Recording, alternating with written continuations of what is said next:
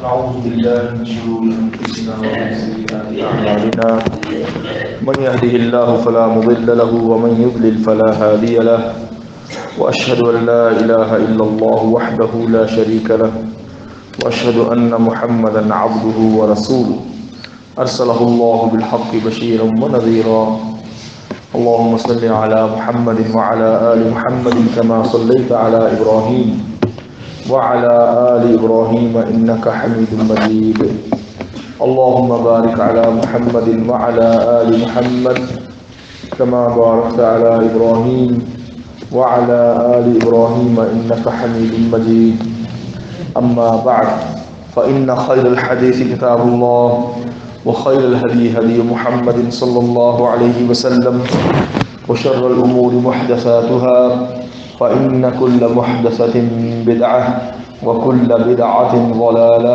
والضلالة في النار أعوذ بالله السميع العليم من الشيطان الرجيم من همزه ونفخه ونفسه بسم الله الرحمن الرحيم يا أيها الناس اتقوا ربكم الذي خلقكم من نفس واحدة وخلق منها زوجها وبث منهما رجالا كثيرا ونساء واتقوا الله الذي تساءلون به والأرحام إن الله كان عليكم رقيبا يا أيها الذين آمنوا اتقوا الله وقولوا قولا سديدا يصلح لكم أعمالكم ويغفر لكم ذنوبكم ومن يطع الله ورسوله فقد فاز فوزا عظيما أعوذ بالله من الشيطان الرجيم قال الله تبارك وتعالى في كتابه الكريم وتعاونوا على البر والتقوى ولا تعاونوا على الإثم والعدوان واتقوا الله إن الله شديد العقاب. تعاون کرنے کے بارے میں محترم سامعین سورۃ المائدہ کے شروع میں چھٹے پارے میں اللہ تعالیٰ کا ارشاد مبارک ہے جس کا مطلب یہ ہے کہ خیر اور نیکی کے کاموں میں ایک دوسرے کا تعاون کرو. یہ اللہ کا حکم ہے. اور جو گناہ اور زیادتی جو ہے وہ گناہ سے اگلا درجہ ہے. گناہ چھوٹے موٹے بھی ہوتے ہیں, زیادتی بڑا گناہ ہوتا ہے. اللہ ہم سب کو بچائے. گناہ اور زیادتی کے کاموں میں بالکل کسی کا تعاون نہ کرو. واتقوا اللہ, کیونکہ اللہ سے ڈرو. ان اللہ شدید العقاب, اللہ سخت سزا دینے والا ہے.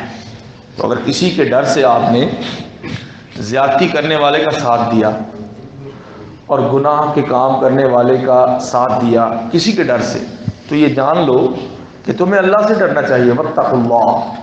اگر اللہ کا ڈر ہے صحیح تو پھر کسی بندے کا ڈر نہیں ہو سکتا, نہ اپنے کسی عزیز کا یا اپنی بیوی کا یا اپنے خامند کا یا اپنے بچوں کا کہ وہ ہمیں خرچہ نہیں دے گا ہمارا بیٹا جو کماتا ہے. کئی ہوتے ہیں ماں باپ وہ بچے پہ ہوتے ہیں بیچارے ڈپینڈنٹ ہوتے ہیں تو ڈر جاتے ہیں کہ پھر ہمیں یہ صحیح خرچہ نہیں دے گا. ان کو بھی چاہیے کہ اپنے عقیدے کو مضبوط کریں کہ رزق صرف اور صرف اللہ کے ہاتھ میں ہے. آپ کے بیٹے کو بھی اللہ دیتا ہے اور آپ کو بھی اللہ دیتا ہے. اس لیے قرآن میں جہاں بچوں کا ذکر ہے سورہ بنی اسرائیل میں کہ بچوں کو نہ مارو, قتل نہ کرو.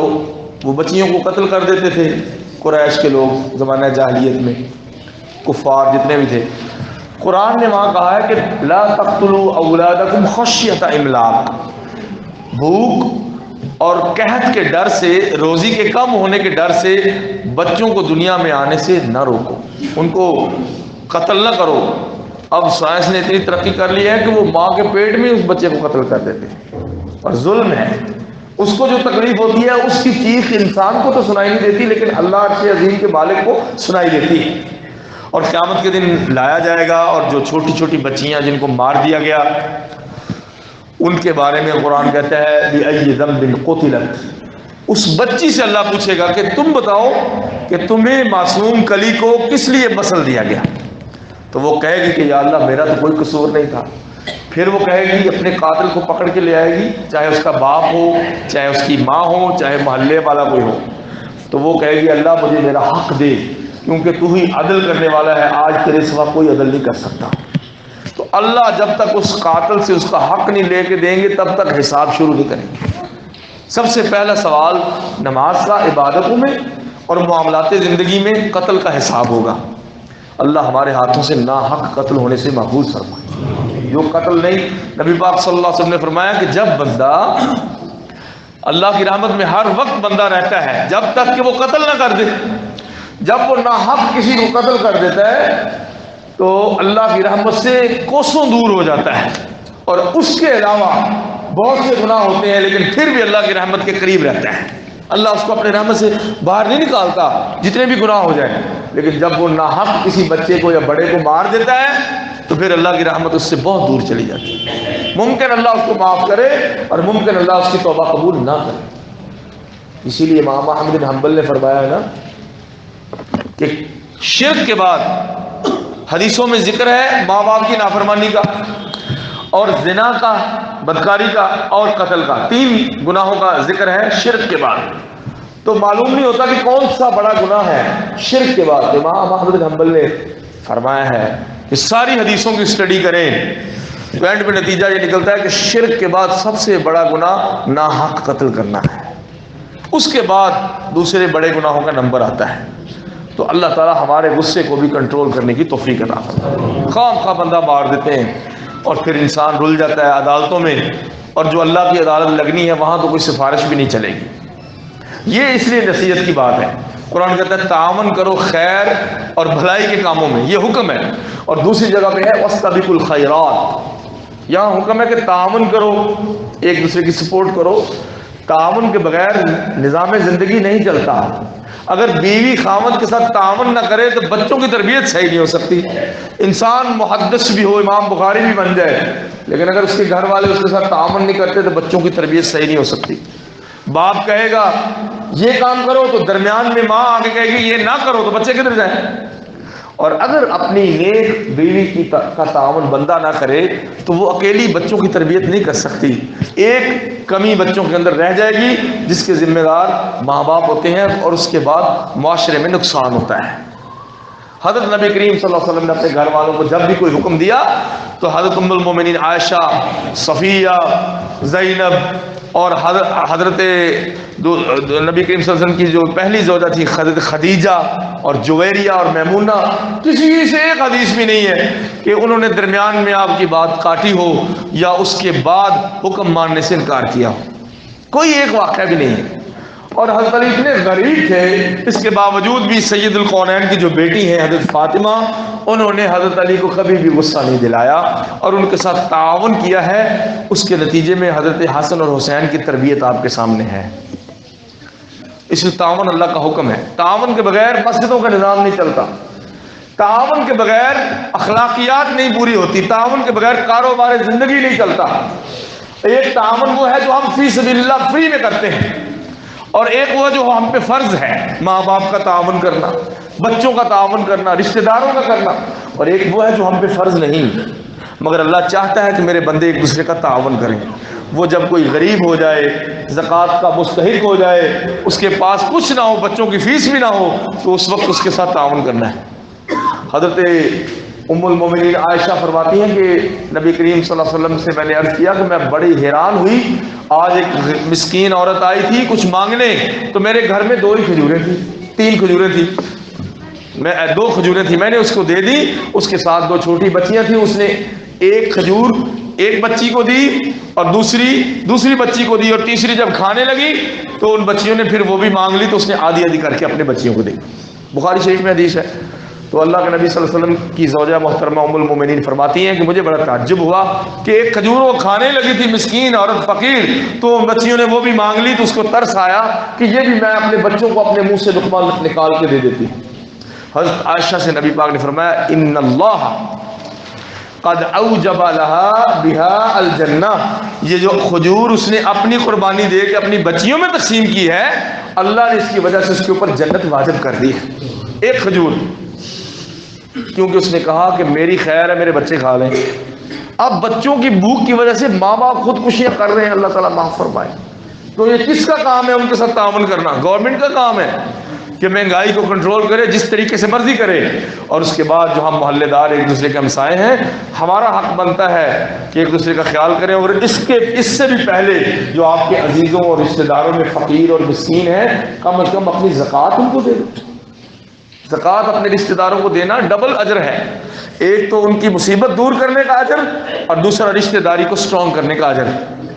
اور نبی پاک صلی اللہ علیہ وسلم نے تو تعاون کے بارے میں یہ بھی فرمایا ہے کہ اگر تم اپنے رشتہ داروں کو کبھی کبھی ہفتہ 10 دن اور مہینے میں ایک دفعہ سلام بھی کر لو اور کچھ بھی نہ کرو، بلوا الارحام ولو بالسلام، حدیث ہے، ہم تو آپ کو حدیثیں سناتے ہیں نبی پاک صلی اللہ علیہ وسلم کی، اللہ عمل کی توفیق دے، کہ اگر آپ کچھ نہیں کر سکتے تو رشتہ داروں کو سلام کرو، اپنی رشتہ داریوں کو تر و تازہ رکھو، اگرچہ سلام کر کے ہی رکھ سکیں۔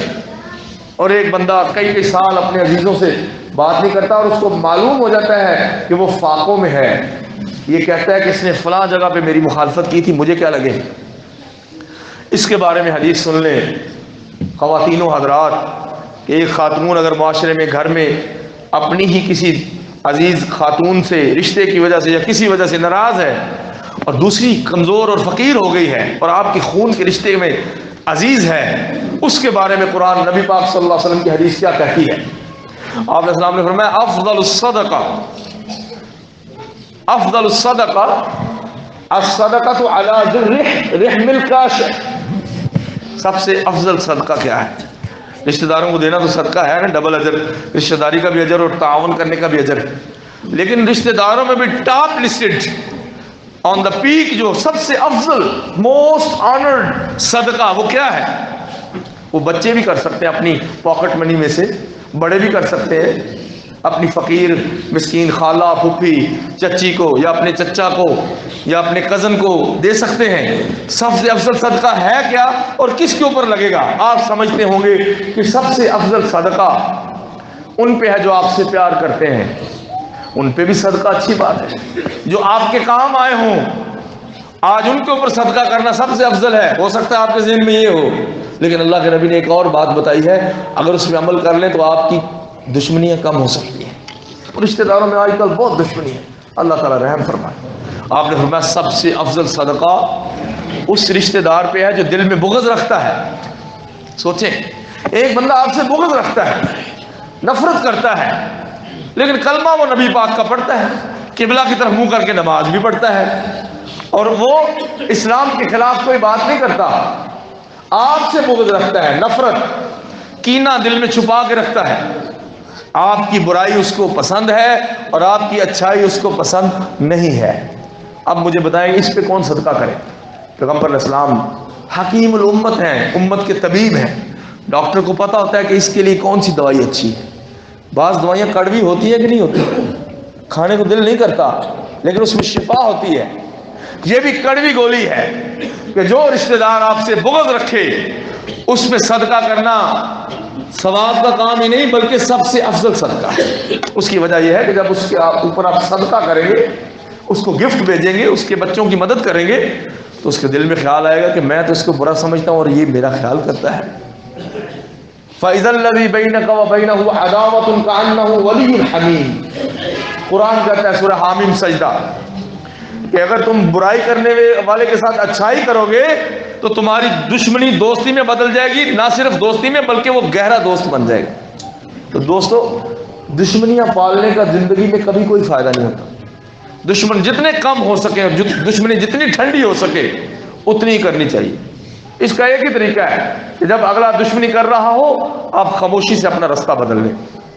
آج کل آپ کے اتنے دشمن ہیں کہ آپ کو بھی پتہ نہیں ہے، ہو سکتا ہے جو آپ کا دوست اور خود اچھے طریقے سے ملتا ہو وہی آپ کا دشمن ہو سکتا ہے جو کاروبار میں آپ کا پارٹنر ہو وہ کہے کہ جو ہی مجھے موقع ملے میں اس کے کاروبار پہ قبضہ کروں گا۔ اور کتنے واقعات ہیں، منڈی والوں سے پوچھ لیں، اتنے واقعات ہیں۔ اور یہ قرآن نے بھی کہا ہے سورہ صاد میں، جہاں حضرت داؤد کا قصہ ہے، وَإِنَّ كَثِيرًا مِّنَ الْخُلَطَاءِ لَيَبْغِي بَعْضُهُمْ عَلَىٰ بَعْضٍ إِلَّا الْمُتَّقِينَ، اکثر لوگ جو آپس میں مل کے کاروبار کرتے ہیں آدھے آدھے پہ سانجی، وہ ایک دوسرے میں ان میں سے ایک دوسرے کے اوپر کاروبار کے دوران زیادتی کر دیتا ہے۔ इल्ला अलमुत्तकीन, मगर जो अल्लाह से डरने वाले लोग हैं वो उसकी नेकी को याद रखेगा, वो कभी भी अपने सांझी के ऊपर ज्यादती नहीं करेगा। लेकिन अल्लाह से डरने वाले कितने लोग हैं, अल्लाह हमें उनमें शामिल फरमाए। कुरान में हजरत मूसा का किस्सा है ताअवुन करने के बारे में, और किसी के साथ जो ताअवुन करे उसको अल्लाह कितना देता है जितनी उसकी सोच भी नहीं होती। मैं आपको थोड़ा सा किस्सा बताता हूँ, सुना हुआ आपने। 6-7 दिन के पैदल चलते हुए मूसा अलैहिस्सलाम पत्ते खा रहे थे और पेट में से यूं चीजें निकलती थी जैसे बकरी की मेंगनियां होती हैं, क्योंकि पत्ते खा रहे थे।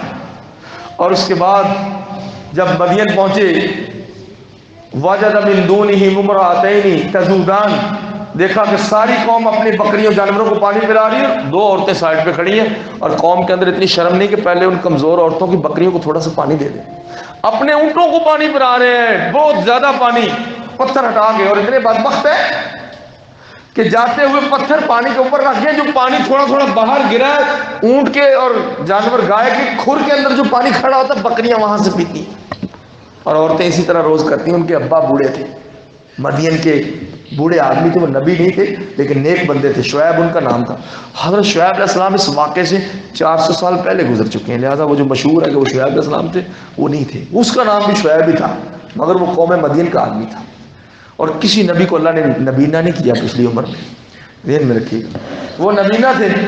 उसके बाद उनसे पूछा कि मा खतबुकुमा, तुम दोनों का क्या मसला है, इधर खड़ी है। उन्होंने कहा ये कौम के लोग जाएंगे तो हम अपनी बकरियों को पानी पिलाएंगे, और ये भी आप सुन लें कि हमारे अब्बा बहुत बूढ़े हैं वरना हम घर से बाहर ना आते। मजबूरन तो औरत घर से बाहर आ सकती है ना, अब उसने उधर तो नहीं मर जाना, खाना चाहिए, वो बेवा है। तो मौलवी साहब कह नहीं घर से बाहर नहीं निकल सकती, तो खाना कौन देगा उसको, आप देंगे जाके।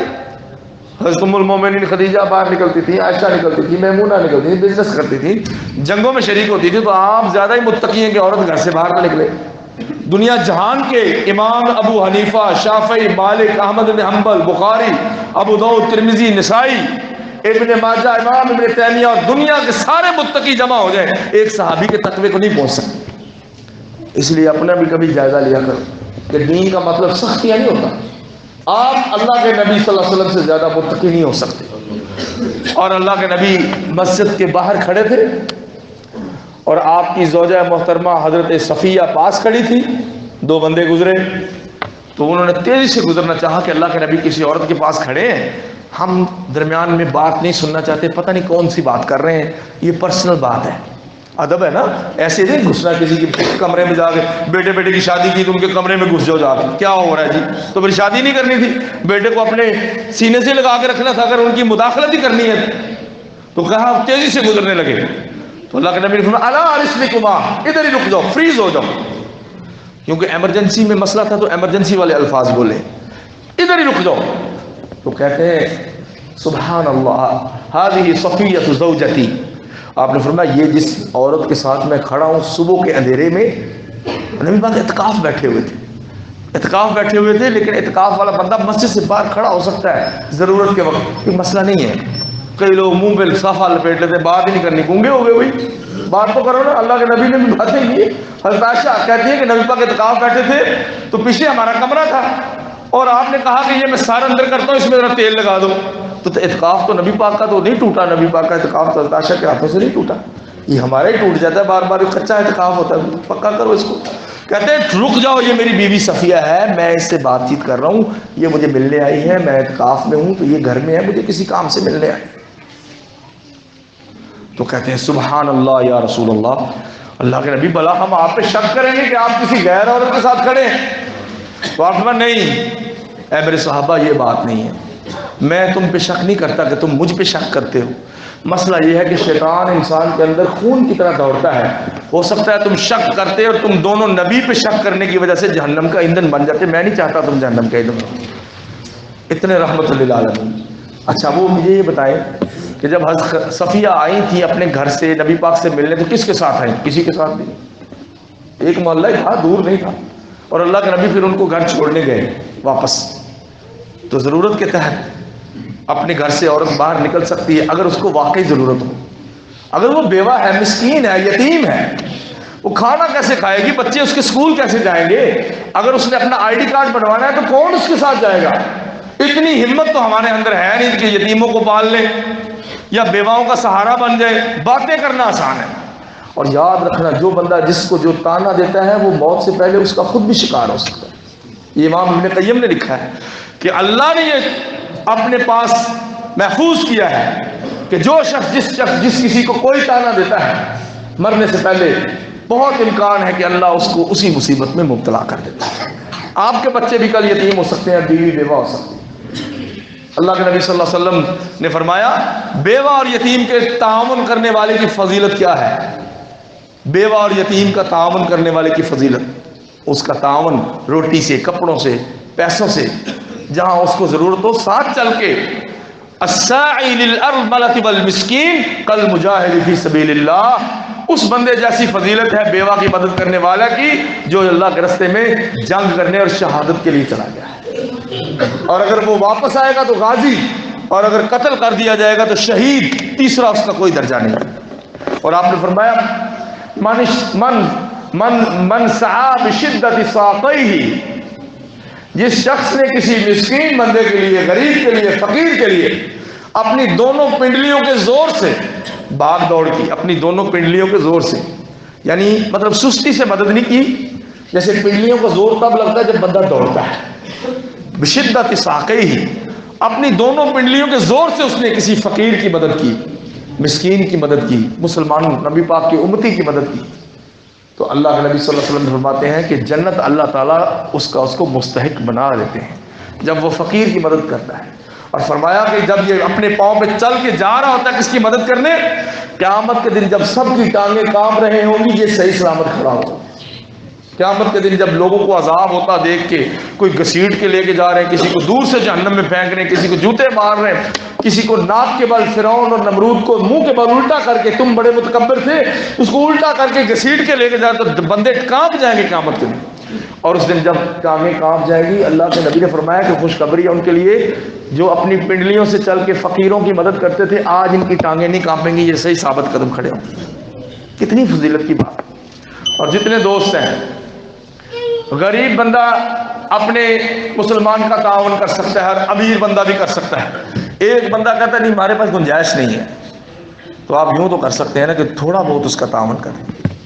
اور جس کا کوئی تھوڑا بہت تعاون کرے اس کو چاہیے کہ تکبر نہ کرے کہ پکڑو اتنی سی میں کیا کروں گا, پکڑو اپنے پاس رکھو. میں تمہیں ایک قصہ سناؤں. ایک بندے کو میں نے, وہ بابا تھا کوئی افغان, وہ میں کار میں بیٹھا ہوں تو مانگنے والے اوپر ہی چڑھ جاتے نا آگے, میرے پاس 5 کا سکہ تھا تو میں نے اسے دیا, کہہ رہا چلو یہاں سے لے لیے, ہمیں کیوں اتنا تھوڑا دیتا ہے, ایسے مجھے ڈانٹ کے گیا. تو نبی پاک صلی اللہ علیہ وسلم نے فرمایا کہ 3 بندوں کی طرف اللہ تعالیٰ رحمت کی نظر سے نہیں دیکھے گا قیامت کے دن, ایک ان میں سے جو غریب بھی ہے اور متکبر بھی ہے. اس لیے جتنا کوئی تعاون کرے قبول کر لو, اور اللہ سے دعا کرو یا اللہ مجھے اتنا بھی کسی کا محتاج نہ کرنا. اور اگر ساری زندگی محتاجی سے بچنا چاہتے ہیں تو اپنے ماں باپ کو ہر قسم کی ضرورتیں پوری کرو, اپنے ماں باپ کی ہر قسم کی ضرورتیں پوری کرو. اور اس کا طریقہ کیا ہے, فارمولہ, کہ ایک سرٹیفکیٹ مل جائے کہ کیا آپ اپنے ماں باپ کا خیال رکھتے ہیں یا نہیں رکھتے. سرٹیفکیٹ کیا ہے, اس کا سرٹیفکیٹ یہ ہے کہ آپ کے ماں باپ کو اگر تو کہنا پڑتا ہے تو پھر آپ صحیح خیال نہیں رکھ رہے, اور ان کے کہنے سے پہلے اگر ضرورت پوری ہوتی ہے تو آپ نمبر 1 ہے اللہ کی نظر. اللہ ہمیں ان لوگوں میں شامل فرمائے. حضرت زین العابدین علی ابن حسین, حضرت حسین کے بیٹے اور علی کے پوتے, جس دن فوت ہوئے تو مدینہ کی بیوہ عورتیں رو رہی تھیں. انہوں نے کہا کہ آج کے بعد ہمارا ماہانہ راشن کہاں سے آئے گا, وہ تو علی کے پوتے علی ابن حسین زین العابدین وہ ہمیں مہینے کا راشن دیا کرتے. اور امام ابن قیم نے 8ویں صدی ہجری میں امام ابن قیم شام کے ملک میں اپنے استاد اور شیخ امام ابن تیمیہ جو جیل کی حالت میں شہید کیے گئے, فوت ہوئے, بلکہ وہیں پہ جیل تھی ان کو, علماء ان کو جیل کیا تھا حکمرانوں نے سچ بولنے کی وجہ سے, وہیں پہ تفسیر لکھی, وہیں پہ شہید ہوئے, فوت ہوئے. ان کے بارے میں کہتے ہیں کہ وہ غریبوں اور مسکینوں کی مدد کرنے میں انتہا کی زور لگا دیتے تھے, اور کہتے تھے کہ پڑھنا پڑھانا اپنی جگہ, لیکن اللہ کے قرب کا ذریعہ سب سے بڑھ کے یہ بھی ہے کہ جو اپنے علاقے میں غریب اور مسکین ہے اس کے تعاون سے بندہ پیچھے نہ ہٹے. ایک چھوٹا سا کاروبار بندے نے شروع کیا ہوتا ہے, اس کا کاروبار ڈاؤن ہو جاتا ہے بیچارے. 100 بندہ مل کے اگر 10,000 روپیہ اس کو دے تو کہاں گیم جاتی. اپنی زکات ہی نکال دو, کسی کے کاروبار کو سپورٹ کرنے کے لیے اگر وہ فقیر ہے، مسکین ہے، تو آپ زکوٰۃ بھی دے سکتے ہیں۔ آپ کسی کی بچی کی شادی میں جیسے زکوٰۃ دے سکتے ہیں، اس کے بچے کی شادی میں بھی دے سکتے ہیں۔ زکوٰۃ کس کو لگتی ہے؟ ایک وہ جو آپ کے زیر کفالت نہ ہو، مثلا بیوی کو نہیں لگتی، آپ کے بچوں کو نہیں لگتی آپ کی زکوٰۃ، اور دوسرا وہ جس کی بنیادی ضرورتیں کھانا پینا اور رہائش پوری نہ ہوتی، اس کو لگتی ہے۔ اللہ ہمیں عمل کی توفیق عطا فرمائے۔ وآخر دعوانا الحمدللہ۔